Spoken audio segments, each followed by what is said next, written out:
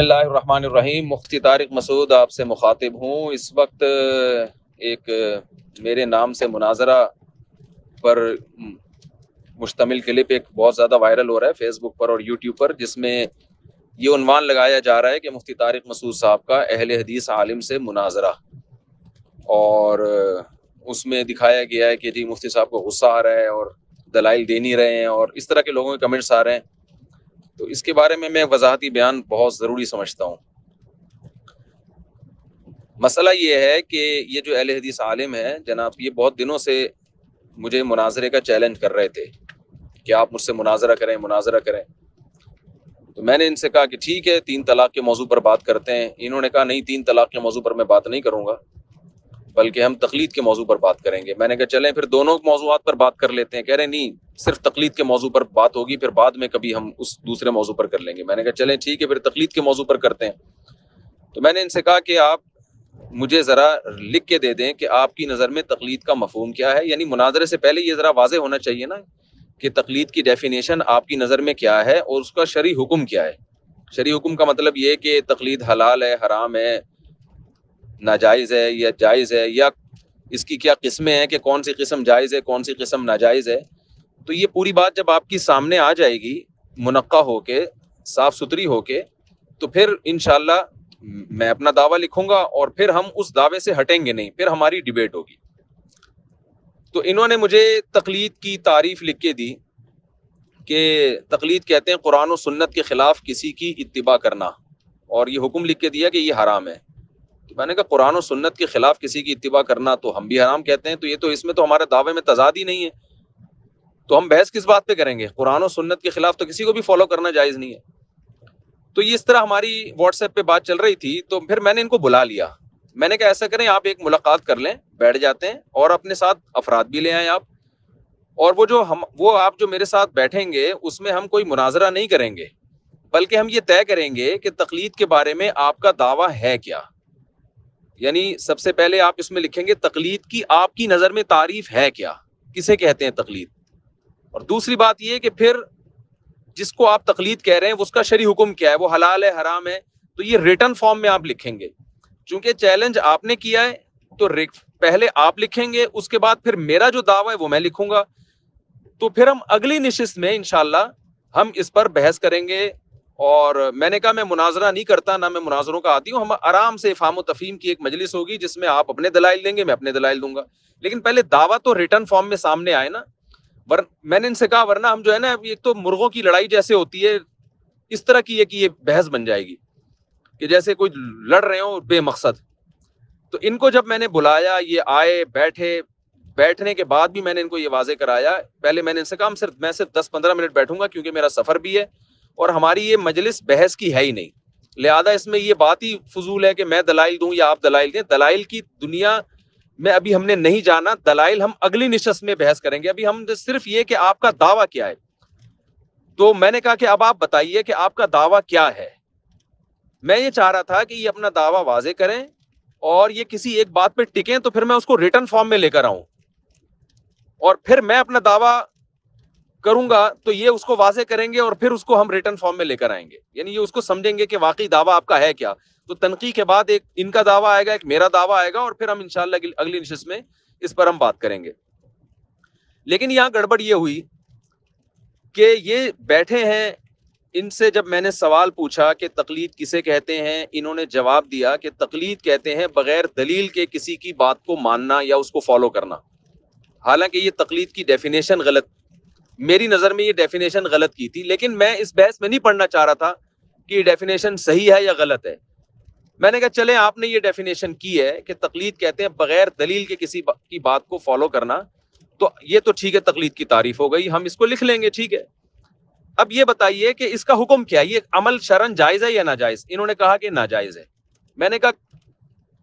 ہر ایک کے لیے اور کسی کی بھی تقلید کی جائے ناجائز ہے؟ انہوں نے کہا جی ہاں ناجائز ہے۔ میں نے کہا اگر کوئی تابعی صحابی کی تقلید کرتا ہے وہ بھی ناجائز؟ انہوں نے کہا وہ بھی ناجائز۔ تو میرا مقصد ان کو نیچا دکھانا نہیں تھا،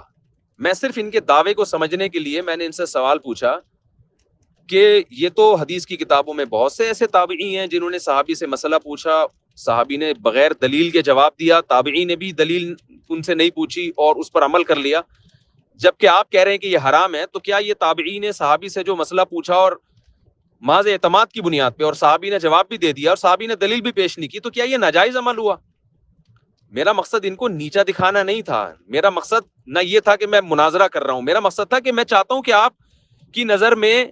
کیا یہ عمل بھی تقلید ہے یا نہیں؟ تو یا تو آپ یہ بتائیں کہ یہ تقلید نہیں ہے، تو پھر ہم تقلید کی ڈیفینیشن کو چینج کریں گے، یا آپ یہ بتائیں کہ واقعی یہ بھی تقلید ہے، تو پھر میں یہ سوال کروں گا پھر آپ اس کو حرام کیوں کہہ رہے ہیں؟ تو صحابی نے بھی کیا ہے، تاکہ میرے سامنے بات آئے کہ آپ کہنا کیا چاہ رہے ہیں، آپ کا دعویٰ کیا ہے۔ تو میرا اس پورے پروسیس میں مقصد نہ ان کو رسوا کرنا، نہ ذلیل کرنا، نہ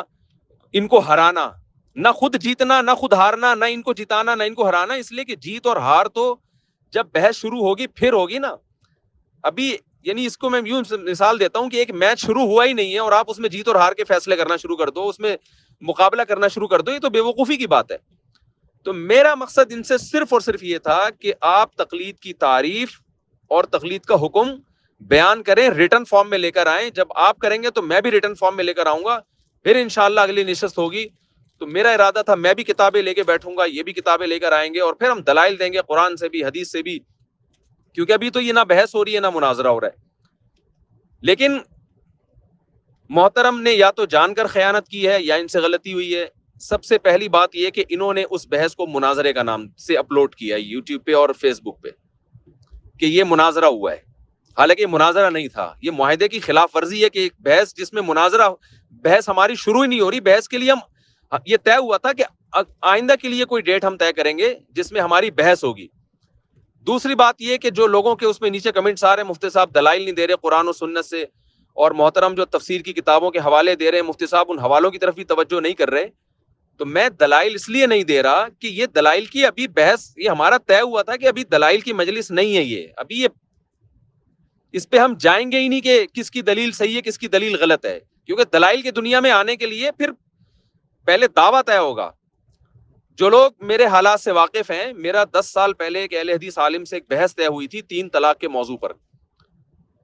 تو میں نے ان سے کہا تھا کہ ڈیٹ طے کریں اور ان سے دعویٰ ان کا لکھوایا، میں نے بھی اپنا دعویٰ لکھا، یہ دعویٰ جب ہمارا منعقد ہوا تو پھر میں نے انہوں نے بھی مجھے ڈیٹ دی، میں نے بھی، ہم دونوں نے ڈسکس کیا کہ فلاں تاریخ کو ہماری بحث ہوگی۔ اس کے لیے میں نے 40-42 کتابیں جمع کی، ان کتابوں کے حوالے میں نے پیپر پہ لکھے، اور 40-42 کتابوں کے حوالوں کے ساتھ پوری تیاری کے ساتھ میں پہنچا، اور میں نے ان کو کال کیا کہ میں آ رہا ہوں، آپ بھی تشریف لے آئیں اور اپنے ساتھ افراد بھی لے کر آئیں، تو ہماری 3 طلاق کے موضوع پر ڈیبیٹ ہوگی، بحث ہوگی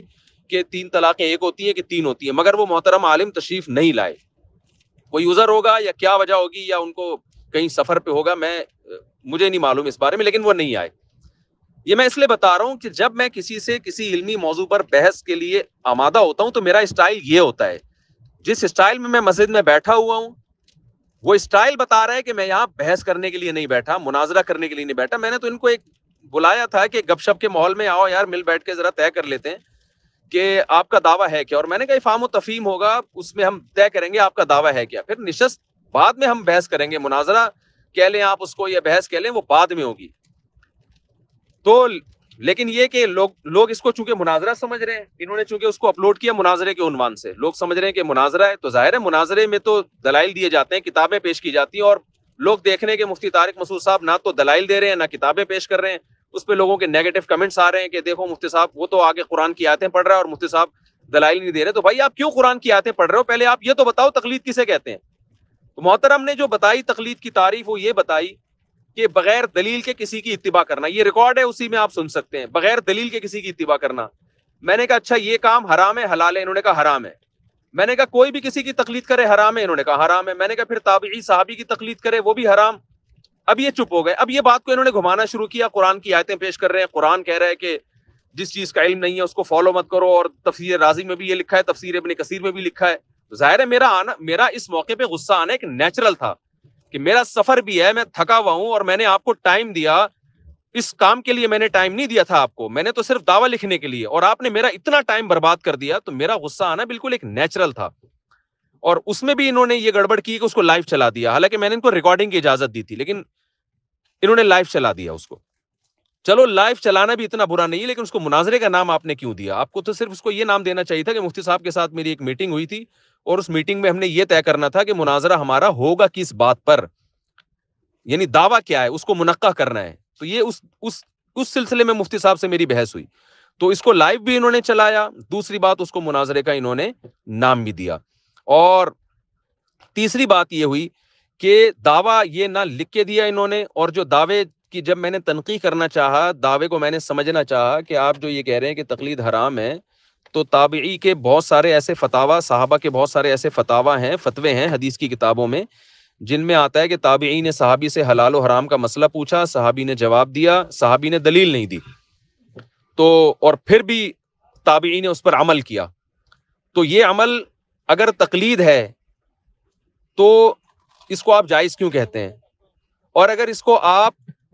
تقلید نہیں کہتے, اس بیس پہ جائز کہہ رہے ہیں کہ تقلید نہیں ہے, تو کیوں تقلید کیوں نہیں ہے؟ کیونکہ آپ تو کہہ رہے ہیں بغیر دلیل کے فالو کرنا تقلید ہے. تو یہ صرف سمجھنے کے لیے, ان کو نیچا دکھانے کے لیے نہیں, مگر انہوں نے اس 1.5-2 گھنٹے کی بحث میں اپنے اس دعوے کی وضاحت نہیں کی. تو وضاحت نہیں کی تو میں آگے دلائل کیسے شروع کرتا؟ دلائل کی دنیا تو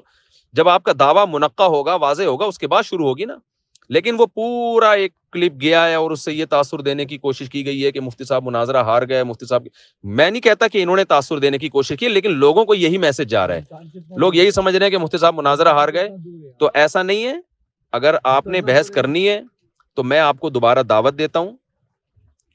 کیونکہ میں نے اگر یہ واقعی ڈیبیٹ کرنی ہوتی نا اس موضوع پر کہ تقلید حلال ہے, حرام ہے, جائز ہے, واجب ہے, کیا ہے, تو میں ان سے دعویٰ لکھوانے کے بعد پھر ان کو جب دوبارہ بلاتا تو پھر یہاں نہیں بیٹھتا, میں اسٹوڈیو میں بیٹھتا, میں اپنا کیمرہ بھی لگاتا, ان کا کیمرہ بھی, اور لائیو ہم اس کو چلاتے, پھر آپ دیکھتے کہ دلائل کی دنیا میں کس کا پلڑا انشاءاللہ بھاری ہے. کیونکہ یہ جو عنوان قائم کیا جا رہا ہے نا, مفتی طارق مسعود صاحب مناظرہ ہار گئے, یہ عنوان غلط ہے. جو لوگ عنوان قائم کر رہے ہیں, مناظرہ تھا ہی نہیں, تو ہار جیت کی بات کیا ہوگی اس میں. اور اس سے میرا امیج خراب نہیں ہو رہا, اس سے علماء کا امیج خراب ہو رہا ہے. لوگ سمجھ رہے ہیں کہ یہ جو علماء حنفی ہیں ان کے پاس دلائل ہی نہیں ہے. تو اس لیے مجھے یہ بہت ضروری میں نے سمجھا کہ میں یہ وضاحتی اپنا کلپ جاری کروں, کیونکہ میں سفر میں ہوں. میرا ارادہ تھا میں ویڈیو کلپ جاری کروں گا, لیکن اس کا مجھے موقع نہیں مل رہا. 24 گھنٹے ہو گئے مجھے مسلسل سفر کرتے ہوئے, تو اس لیے میں نے یہ آڈیو بیان جاری کیا ہے. تو میں سفر سے واپسی پر جناب کو میں دوبارہ دعوت دیتا ہوں کہ اگر آپ نے اس موضوع پر بحث کرنی ہے, میں مناظرہ نہیں کرتا, میں بہت اعتدال سے, افہام و تفہیم سے, محبت سے آپ سے بات کروں گا. تو آپ اپنا دعویٰ لکھ کے دیں, اور اس میں ہم آپ سے وضاحت ضرور طلب کریں گے کہ آپ اس کو واضح کریں کہ یہ دعویٰ آپ کا ہے کیا, اور پھر اس پہ ٹکے رہیں, آپ اس سے ہلیں نہیں. پھر انشاءاللہ میں بھی اپنا دعویٰ لکھوں گا, پھر اگر ہمارے دعووں میں ٹکراؤ ہوا تو ہم انشاءاللہ اس پر بحث کریں گے بیٹھ کے, قرآن و سنت کی روشنی میں. قرآن سے بھی دلائل دیں گے, حدیث سے بھی, تفسیر رازی کے حوالے بھی آئیں گے, تفسیر ابن کثیر کے حوالے بھی آئیں گے انشاءاللہ, اگر آپ مانگیں گے تو. ورنہ میں سمجھتا ہوں کہ جب بات قرآن و سنت سے ہو رہی ہے تو قرآن و سنت کے حوالے کافی ہیں, لیکن بہرحال کتابوں کے حوالے بھی آئیں گے. تو چونکہ ابھی دلائل کی بات ہوئی نہیں تھی, تو انہوں نے خام خواہ قرآن کی آیت میں تفسیروں کے حوالے پیش کرنا شروع کیے. مجھے ظاہر ہے میرا غصہ آنا نیچرل تھا کہ آپ سے سوال کیا پوچھا جا رہا ہے, آپ جواب کیا دے رہے ہیں, اور میرا ٹائم آپ نے 1.5 سے 2.25 گھنٹے میرے ایک فضول بحث میں لگا دیے. تو اس غصے میں میرے زبان سے نازیبہ الفاظ بھی نکلے, اور اس پر میں نے ان سے معذرت بھی کی, اور وہ الفاظ میری زبان سے جو نکلے مجھے بھی احساس ہوا کہ یہ نہیں مجھے نکالنے چاہیے تھا, مجھے غصہ نہیں کرنا چاہیے تھا. لیکن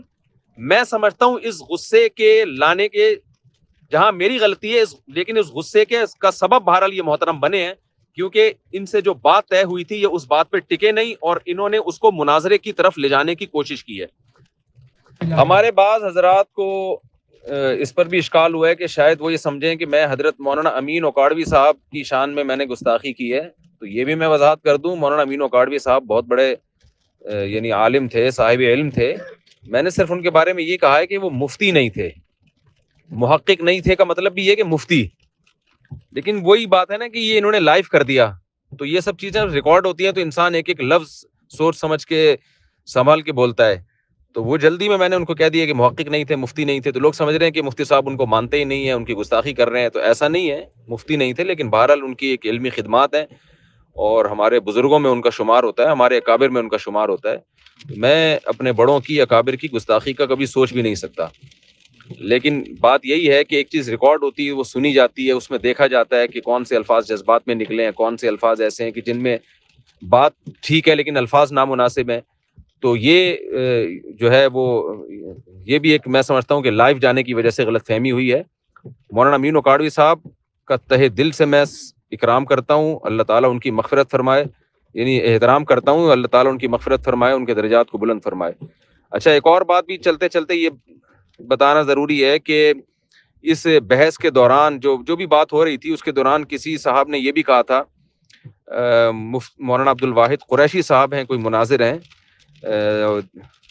تو ان کے حوالے سے یہ کہا تھا کہ انہوں نے مجھے کہا ہے کہ جو اہل حدیث رفع الیدین کرتے ہیں تو ان کی نماز نہیں ہوتی۔ تو مولانا عبد الواحد قریشی صاحب سے میرا فون پہ رابطہ ہوا، انہوں نے اس کی سختی سے نفی کی ہے، انہوں نے کہا یہ صاحب 100% غلط بیانی سے کام لے رہے ہیں، تو اس لیے ان کی طرف سے وضاحتی بیان بھی جاری کرنا میں سمجھتا ہوں کہ ضروری ہے کہ وہ اس دعوے کے منکر ہیں، وہ کہہ رہے ہیں کہ یہ غلط اس لڑکے نے کہا ہے، میں نے قطعاً یہ بات نہیں کی ہے کہ اہل حدیث اگر رفع الیدین کریں گے تو ان کی نماز ہی نہیں ہوگی۔ تو اب مجھے نہیں پتا کون صحیح ہے کون غلط ہے، لیکن میرا فرض یہ بنتا تھا کہ کیونکہ ان کے اس بحث میں یہ ان کے خلاف یہ دعویٰ آیا تھا، تو وہ اس دعوے کی بالکل نفی کر رہے ہیں کہ ایسا کچھ بھی میں نے نہیں کہا ہے، اور ان کا یہ کہنا ہے کہ جس نے میری طرف یہ نسبت کی ہے یہ 100% غلط نسبت کی ہے، پروپیگنڈا کیا جا رہا ہے میرے بارے میں۔ تو میں آخر میں دوبارہ یہ بات کرتا ہوں کہ یہ جو محترم اگر اس موضوع پر مجھ سے بات کرنا چاہتے ہیں تو ابھی بھی میں ان سے کہہ رہا ہوں کہ آپ اپنا دعویٰ لکھ کے دیں اور تقلید کی تعریف لکھ کے دیں اور یہ بتائیں کہ تقلید کا شرعی حکم ہے کیا۔ پھر میں آپ سے جو سوال پوچھوں گا آپ نے پھر اس سے ہٹنا نہیں ہے جب تک اس سوال کا جواب نہ ہو جائے،